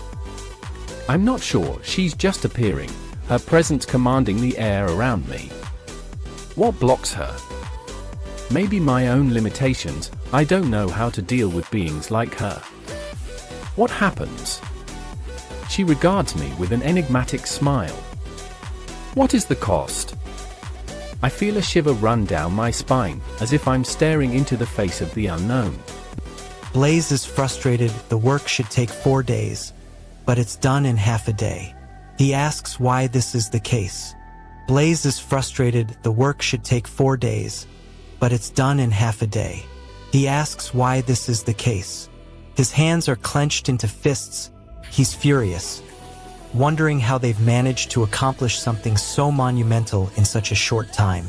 He's also calculating, trying to understand what drove them to achieve this so quickly. What if it's not just motivation? What if there's something more at play? His eyes scan the room, looking for answers that aren't there yet. Well, they were burning up with motivation to pay you back for everything you've done. The voice at the end of the panel remains calm, as if sharing a piece of information that's both fascinating and terrifying. It looks like they're out of the loop. Prince Davy's eyes narrow, and he leans forward, his interest piqued. He wants to know more about the situation and the people involved. What blocks him is the potential danger that lurks in the shadows. With a hint of resolve, Prince Davy decides to take action. Master, the first prince of the Ron Kingdom is... The max-level hero has returned. S-plot unravels with Yulris' shocking transformation as Moonlight. A powerful being now stands before her with an ominous warning that her people may not be safe. Elder Yulris' world is shattered as she's forced to confront a dark reality. Her people's very existence hangs by a thread, and her own sense of identity is left to crumble amidst the chaos. As Moonlight's power courses through Yulris, the fate of her people hangs precariously in the balance, their safety threatened by the very being who now wields the might of the ancient Moonlight. Subscribe to Manwa with Hari and join thousands of fans who never miss an update. The region is being shaken to its core. People are rushing to get their hands on the moongrass. The news spread like wildfire, and now everyone wants a piece of the action. But I'm not worried. I've got a plan, and it's already working. Stay subbed to Manwa with Hari, or you'll miss the climax. People are swarming into the region. Merchants, tower folks, alchemy organizations, and even some priests. Everyone wants a piece of the action. But I'm not worried. I've got a plan that's already working. I'm not leaving my bed, though. That's right. I'm not well enough to come out. But these people need me to verify the products. Brian's got the upper hand, and he knows it. He's been manipulating public opinion, and now everyone's following his lead. The community is thriving, but at what cost? We'll charge whatever we want for the camps. So, it seems like Brian's plan to sell moongrass leaves for a substantial profit is still on track. He's got everyone working together, and it's looking like a golden opportunity for him. He's now adjusting the prices, making sure they'll make the most out of this deal. The adjustment is key. This could either make or break their entire plan. The long-awaited reunion takes a shocking turn as Eunice reveals a dark secret about his past, leaving Jinwoo stunned and grappling with the truth in this explosive chapter. Jinwoo's newfound understanding of Eunice's complex past has come at a steep emotional cost. as he's been forced to confront the harsh realities of his mentor's motivations and the true nature of their bond. The ominous warning from Eunice's past enemy, now revealed to be a powerful being with a hidden agenda, leaves Jinwoo vulnerable and threatened, putting everything he's worked for in grave danger as the next chapter unfolds. Don't miss what happens next. Subscribe to Manwa with Hari right now. Prince Devi Oraoni is frantic. He's realized his crops are failing. Half of the harvest is rotting on the land. He wants to salvage what he can, but the math is clear he's wasting resources. His hands won't stop moving as he checks the fields for any sign of hope. The weight of his decisions is crushing him. His family's livelihood rests on these crops, and he's the one responsible for their failure. Stats maxed. New skill unlocked. What's the minimum he can do to salvage the situation? He knows every decision counts, and one wrong move could spell disaster. The pressure is suffocating, but he's the prince. He can't show weakness. He looks around, his mind racing with possibilities. Stay sub to Manwa with Hari, or you'll miss the climax. Connor moves with calculated precision. He's just given the Tower and Alchemists Association another reason to want Prince Devi Orawane down himself. Connor's hands flutter as he checks his surroundings, ever the chess player thinking multiple moves ahead. An excellent move, Connor. However, Connor's hands move swiftly, counting the land deeds and titles under his name.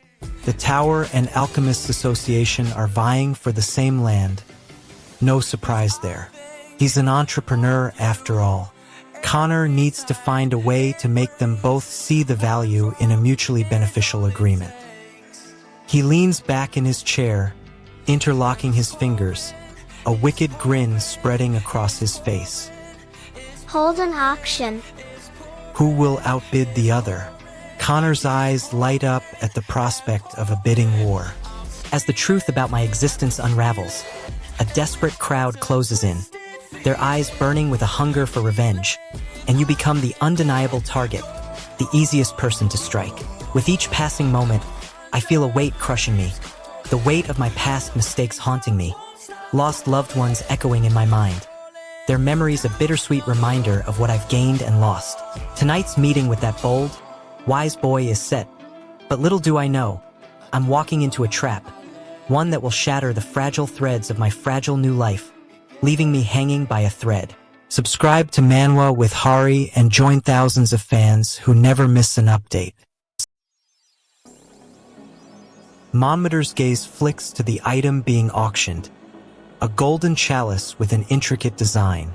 He knows its value and the risks of exceeding the association's limits. Davy asks Monmeter directly, "What's going on here?" Monmeter's voice is steady, but his eyes betray his fear. He knows what's at stake. Funny, Lee, NSI this prick, who isn't even the king, has even stamped on the king's seal, as if he's the king himself. The Alieri merchant representative starts to smile, but Monmeter silences him with a sharp glance. The game is far from over. Davy's heart beats faster as he arrives at the old man's workshop. Monmeter looks at him with a mix of curiosity and curiosity. He asks, "Where are you headed? What does Monmeter want? What blocks him? What happens? What is the cost?" I need to see the Sunlight Blacksmith's legacy. Monmeter's hands are on his hips, a warning sign Monmeter doesn't want to get lost. The labyrinth is newly discovered, a maze with secrets and hidden dangers. As the auction concludes, a powerful artifact falls into the wrong hands, threatening the fragile balance of power in the kingdom. Lila's memories of her past life continue to resurface, threatening to destroy her newfound sense of self and forcing her to confront the weight of her uncertain identity. With the artifact now in the hands of the ruthless Black Knight, the kingdom teeters on the brink of chaos, and Lila's heroic return becomes a desperate last resort. Subscribe to Manwa with Hari and hit the bell so you never miss a chapter. If you wanna know what it's like, Prince Davy Orwena's eyes widen as he spots the toll collector, Viscount Garetta. He wants to know what secrets Garetta might hold. Viscount Garetta, however, reveals his true intentions. He wants to keep the region's poor state under wraps. What blocks Davy is his own determination to uncover the truth. This is Mithril Identity Pendant. Viscount Garetta humbly bows to greet the prince, using his title to hide his true nature. He offers a weak excuse, "Please forgive me. The region was just doing so poorly." His words fall flat, as his body language screams anxiety, his eyes darting to the side, avoiding direct eye contact. Duke Varietta seizes the region's authority, ruthlessly imposing his will as he silences those opposed. His ambition now fueled by a thirst for absolute power and control. In a desperate bid to protect his people, the region's leader sacrifices everything. His once strong will now shattered as he begs for mercy, leaving behind a legacy of regret and sorrow. As the dust settles, the fate of the region hangs precariously in the balance, awaiting a final, crushing blow from Duke Varietta's unyielding grip, leaving everyone else cowering in silent, terrified submission. Subscribe to Manwa with Hari and join thousands of fans who never miss an update. The world's greatest hero just got back, and his return sentence is, "I've been waiting for you, Viscount." Baron Alesh, the last member of the previous royal family, lies in his bed, eyes fixed on a portrait of his son. The refugees of the Hines region flood in, and with them, exploitation becomes severe. Baron Alesh's expression is etched with a deep pain. You're the one who killed my son. Baron Alesh's eyes slowly rise to meet Davy's, and the air is thick with tension. Davy's expression shows a mix of caution and determination. His hands are clenched into fists. The Viscount takes another step back, his eyes darting towards the exit. He wants to escape, to flee from the wrath that's about to be unleashed upon him. But Davy's not going to let him go. You had your chance. Now kneel. Davy's eyes blaze with intensity, his fists clenched. He's going to take the Viscount down, to bring him to justice for his crimes. The 1,000 Days mode is a reality, and no one is going to stop him. The Viscount falls to his knees, his eyes cast downward in defeat. He knows he's met his match. Davy's power is too great, too overwhelming. Davy's spirit finds itself in a labyrinthine room, a network of tunnels and chambers that seem to stretch on forever. He senses a presence watching him, a warm glow emanating from deeper within the complex. What is Davy's goal? To uncover the secrets hidden within this mysterious place. What blocks him? Uncertainty about what lies ahead. He pauses, his foot hovering above the threshold of a hidden doorway. Davy's eyes scan the room, taking in the intricate carvings that adorn the walls. The air thins as he approaches the entrance, his senses on high alert for any signs of danger.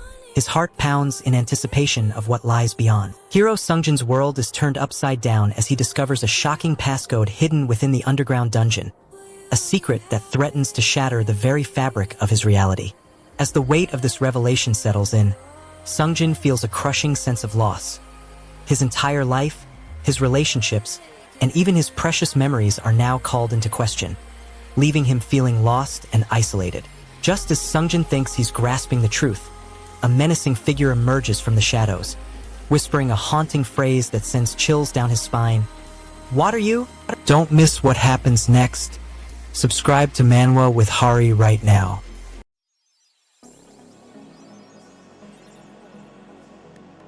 The air is charged with tension now, the battle lines drawn. Haris's face is flushed with anger, his body language screaming defiance. Does it hurt? He asks, his voice trembling with rage. Davy's laughter is a cold, mirthless thing, a sound that sends shivers down the spine. It hurts because you're young. Maybe it does, Davy responds, his voice dripping with menace. But I'm not staying young. I'm growing up, Haris. And I'm not going to let anyone stand in my way. His eyes flash with a fierce determination, like a storm about to break loose. Davy grips the holy sword Caldara's, eyes narrowed, the weight of destiny pressing like a stone on his chest. The enemy's hidden strength is finally revealed, as a powerful artifact is uncovered, altering the balance of power and throwing the kingdom into chaos. The king's cooperation has come at a steep price, as he's forced to betray his people, losing the trust of his subjects and crushing the hopes of a brighter future. The mysterious figure who betrayed the kingdom's interests stands revealed, and as their identity is finally known, they unleash a fierce battle cry, unleashing a maelstrom of vengeance upon the unsuspecting heroes. Don't miss what happens next. Subscribe to Manwa with Hari right now. Brian's he drops to the ground with a cry, a sneer on the assassin's face. What? Should I hit you again? First, we should reward Prince Davy. Duke, thank you. You've done a great thing without even any support. I was only doing my duty. What you've accomplished is greater than anything else that's been done in the past years. Tell me what you desire. I will reward you anything you wish. So anyway, for the good of the nation, we should invest in the moongrass business. Ah, how frustrating. Moongrass isn't just something that'll grow more if we pour money into it.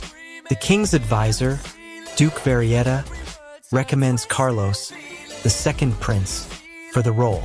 The king nods enthusiastically, but Prince Davy's expression says it all. I knew it, privatizing the business, then handing it over to Queen Lena's son, his own grandson, and taking the profits for himself. That's his plan. He wants to make sure his own pocket is lined. Stats maxed. New skill unlocked. The king's scheme is exposed, but he doesn't flinch. Prince Davy's gaze is piercing as he speaks, his words dripping with disdain. He accuses the king of corruption and greed. The king's face goes pale, and for a moment, it seems like he's finally been caught. The Lord's revelation sparks shockwaves as he declares the Wrong Kingdom has been secretly under the Holy Kingdom's control, revealing a shocking truth about Prince Davy's past. Prince Davy's reputation is left shattered as his authority and trustworthiness hang by a thread, forcing him to confront the devastating consequences of his own deceitful actions and compromised legacy. The nation teeters on the brink of chaos as the Hines region's vulnerability becomes glaringly apparent, leaving innocent lives and crucial alliances hanging precariously in the balance, threatening to unleash a maelstrom of war and destruction. Subscribe to Manwa with Hari and join thousands of fans who never miss an update. Stay subbed to keep the climactic feels coming. Alright folks, we're diving into the thrilling tale of the max-level hero has returned. Prince Davy Orawane is back, and he's about to shake the foundations of his kingdom. Let's dive in. In the Great Hall of Heroes, Davy underwent intense training for 1,000 years. He's now back in his timeline and ready to take on the enemies within his own kingdom. What does he want right now? He wants to face those who dismissed him as powerless. As he enters the kingdom, his eyes scan the castle courtyard. That's when he spots Carlos, a courtier who'd mocked him in the past, trying to calm down a heated argument between two nobles. Davy's eyes narrow, his jaw clenched in anger. This is the catalyst for a storm. What do they want? Carlos seems to be receiving a stern lecture from Davy, implying that his actions are being questioned. What blocks them? The Ron Kingdom's National Conference Hall is being mocked, causing conflict. What happens? Davy unleashes his wrath, narrowing his eyes. His words are laced with anger. So, the kingdom's true ruler is revealed, shattering the foundations of its power structure as the High King's authority is called into question by the outspoken guardsmen, sparking widespread chaos. The kingdom's subjects are reeling from the shocking truth, their loyalty and trust shattered, as they grapple with the possibility that their leader may not be what he seems, leaving them feeling betrayed and uncertain. As the kingdom teeters on the brink of collapse, the High King, caught off guard by the sudden uprising, struggles to maintain order, his power waning with each passing minute, and his future hanging precariously in the balance. If you're enjoying this, subscribe to Manwa with Hari. New chapters drop every week. Brian ***. Prince Davy's face twists in anger as he hears about the dwarves' limitations on contact with other species. He's furious, his reputation in the kingdom is at stake, and the thought of being locked out of their world is unacceptable. He demands answers, but the great technician, Prabhat, remains calm. You don't have authority. Prince Devi's expression darkens as he's refused entry by the dwarves. He's furious, his reputation is on the line, and being locked out is unacceptable. He demands answers, but the great technician, Prabhat, remains calm. You don't have authority. Prince Devi's face twists in anger as he's told there's a problem within his tribe. Devi's face lights up, he's finally here. He's in front of the elder, who's giving him a nod of welcome. But there's tension in the air. Devi's tribe is in crisis, and he knows it. Thank you very much for your concern. The elder's expression is unreadable, but Devi can sense his unease. This is more than just a courtesy visit. There's a purpose to this meeting. Prince Devi Orawane finally arrives at the Great Hall of the Yellow Rock Trio, but he's not as expected. The youngest 8th elder, Golda, looks worn out and irritated, pondering something deep in thought. Golda's worn-out robes and tired eyes hint at a long-standing issue plaguing the trio. The kingdom's fate hangs by a thread as Ren's return ignites a spark, unleashing a chain reaction of power struggles and ancient secrets that threaten to consume everything in its path. Ren's eyes reflect a mix of desperation and determination as he clings to the last shred of hope, the weight of his responsibilities and the memories of his past threatening to crush him beneath their crushing burden. The sound of distant drums echoes through the land, signaling the approach of an unknown enemy, their intentions shrouded in darkness as the kingdom teeters on the brink of war and Ren's hero's journey reaches its most perilous hour yet. Subscribe to Manwa with Hari and hit the bell so you never miss a chapter. Devi wants access to the dwarf's skills, but when he gets there, he's met with some skepticism. What does he do? He starts to think on his feet. What's the consequence? We'll see soon enough. Devi's in a tavern, surrounded by dwarves, and they're eager to try out their liquor on him. Who are these dwarves? What do they want to get Devi drunk? What blocks them? Not much, since Devi agrees to take a shot. What happens? He downs the entire glass at once. The consequence is immediate. The greatest warrior, Kyama Dakajun, is known for uniting the Zhongyuan Murim world. And that's because of one of my 2 swordsmanship mentors. Stop talking about him. The hero who united the Zhongyuan Murim world has a certain reputation. His name sends shivers down the spines of even the most hardened warriors. Kyama Dakajun? You're not going to get involved with him, are you? The Hall of Heroes is 1,000 years behind, but the memories still linger. Surat's name echoes through the chamber, where the greatest heroes once trained. His hands won't stop moving. He checks the exit twice. Stop talking about him. The sound of hammering on metal fills the air. A smithing skill has been passed down through the ages, but this one speaks of Surat. That project of yours, although it's nothing much, perhaps it's worth revisiting. The nostalgia in the narrator's tone makes the past come alive, but the cost of these memories will soon become clear. The key action or twist of this chapter is happening now. Golgotha brutally kicks out the high-ranking elders, forcing them to flee in terror as the max-level hero's true power is unleashed on the world. The emotional stakes are elevated as Golgotha's brutal actions leave a trail of devastation, testing his bond with the people and forcing him to confront the darkness within himself and the weight of his newfound power. The cliffhanger hangs in the balance. The max-level hero's future remains uncertain, with Golgotha's actions now threatening the very fabric of the society he's sworn to protect, and the people waiting with bated breath for his next move. Don't miss what happens next. Subscribe to Manwa with Hari right now. An Eye is now fully enraged. He wants to break the human and prove a point to Golda. But Golda won't back down. She orders the human to try and move the sword. The human, Davy, doesn't hesitate. He takes his place and the group starts to work together. The atmosphere is electric. Golda's eyes are fixed on the human, waiting to see if he'll succeed. But the iron they were using is nowhere to be found. What are they going to do now? The battle's heating up now. Nee's not happy, and Golda's trying to calm him down. His eyes are blazing with anger, but she's not intimidated. You must have already realized. Davy's words are falling on deaf ears. Nee's not buying it. His voice is rising now. He's not gonna let this slide. Who's gonna back down? Golda's got a trick up her sleeve, and Nee's not ready for it. Golda's decision is causing tension, and I disapproves and his anger is rising. What's at stake here is the conflict between Golda's decision to bring Davy to the workshop and Nee's disapproval. Golda's trying to calm him down, but he's not buying it. Now, Golda's pulling out a card from her sleeve.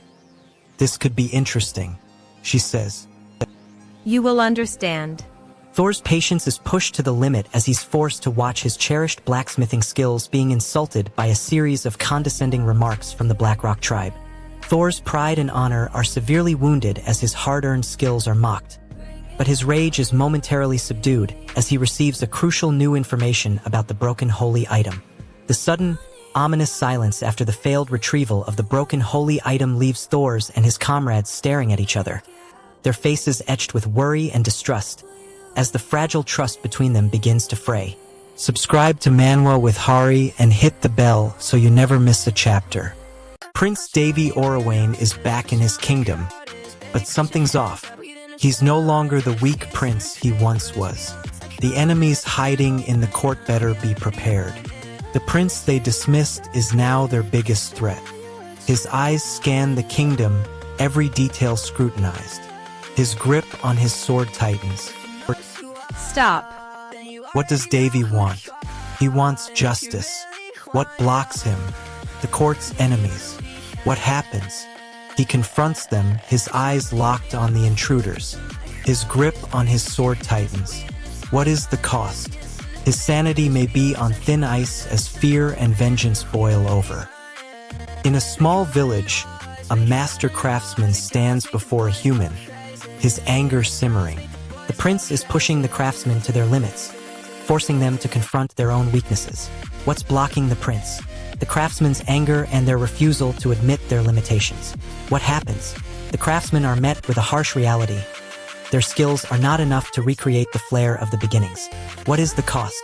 The prince may gain a deeper understanding of the holy item, but the craftsmen may lose their pride and their sense of purpose. Don't make us laugh. Prabhat's words are slurring, his voice a mix of anger and fear. He sees the possibility of changing how he handles the processing methods of the flare. He's trying to mix and match different methods, even if it's a little unorthodox.